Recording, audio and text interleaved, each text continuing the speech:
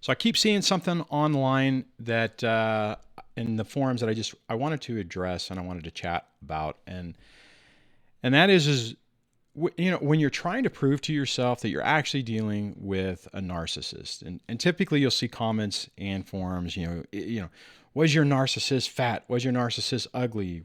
Did they eat popcorn? Did they not like popcorn? I mean, all these different things to I get that it's trying to drive conversation, and if it's just entertaining, that's one thing. But I think a lot of people get so fixated on trying to figure out or prove to themselves that this cookie cutter is my antagonist. This is what they are, and I'm gonna validate it by talking to other people who had the exact same experiences. And I'll tell you, there are going to be people out there with the exact same experiences. If more than likely, whatever you're trying to see if someone else has had the same experience, you'll find that. I saw one the other day, and it was was your narcissist ugly? And I mean, and then there was a whole bunch of people throwing in their comments. I even threw something in there. Here's the thing about doing that, though. You're focusing on the wrong thing. What you need to be focusing on, in my mind, is how did you feel in the relationship? How did that person make you feel? Did you feel loved? Did you feel respected? Did you feel like they really cared about you? Did you feel like you were important? All those really key factors. That's the whole point. And what I mean is that if you're in a relationship where you feel like garbage all the time, or you feel like you're walking on eggshells, or you feel like you just don't connect with a person, in reality, it doesn't matter whether they're a antisocial personality disorder, sociopath, cluster B, narcissistic, dark triad, whatever. At the end of the day, if you being around that person is sucking your will to live and crushing everything around you, it's a toxic relationship. It's not healthy for you. Are there underlying reasons? Absolutely. But even if the underlying reason is the person is a non-pleasant human being, that's enough. That's enough. If you and that other person are just not compatible, and you want it to be, you'd love the illusion to be real, but it's not.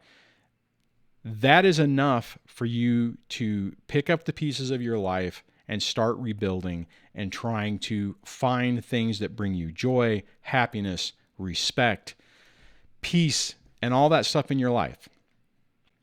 Now, all of us have demons and all of us have our own little issues, and it's highly possible that even if we found that, if we haven't fixed everything or worked on ourselves, then you're going to have issues with that.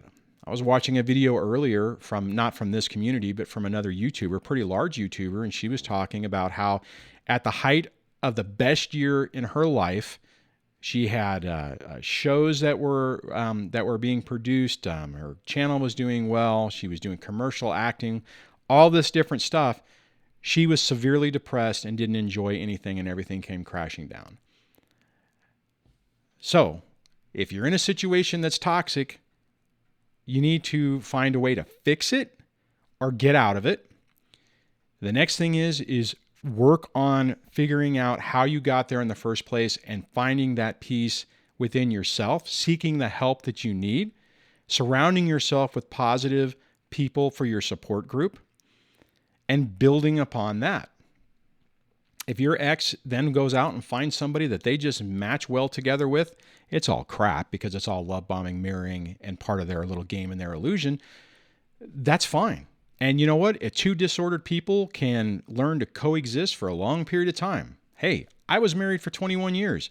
I did it for a long time. And I didn't know, I knew fundamentally that something was wrong, but in my mind, I thought we were happy. In retrospect, I now see that it was an illusion. And that's the same thing. When you see your ex-partner with somebody else parading out in the real world and in the fake world that they're happy and this is the best thing that ever happened to them, it's the same crap that they were doing with you. It's all irrelevant. focus on yourself, focus on healing yourself from this, being able to establish good boundaries, being able to be in tune with what makes you truly happy, and all this other stuff is kind of irrelevant. I get that validation is important. I went through it myself. I had to convince myself that I was dealing with something tragic. And it wasn't easy to do. I mean, what I'm talking to you about right now is not what I was able to do right then. I didn't go, well, fundamentally, I feel like crap in this relationship, so it's good that I'm good that it's over. No, it still hurt like hell, and I had to do a lot of stuff to do it. But being stuck in that mode to where you're trying to validate that, yes, that's an evil person and they're toxic, we need to get to the point to where they are no longer in our head, and we're focused on making our life better in spite of them and getting to the point where we're not even thinking about them. And being able to recognize toxic people so we don't bring them into our lives, or if they happen to get through the door, we can kindly escort them back out the door. That's the key. I just wanted to bring this up because I get and I know that a lot of people in the beginning stages of this are going to be struggling with this. And maybe just maybe this might drill through the noise, and maybe it'll be a little bit of an aha moment and go, wow, that's a good point. Let's change the focus and work on our healing to get the life that we want and the life that you deserve. On that, if you have some thoughts you would like to share on that, put that in the comments below, and I will chat with you on the next video. Take care.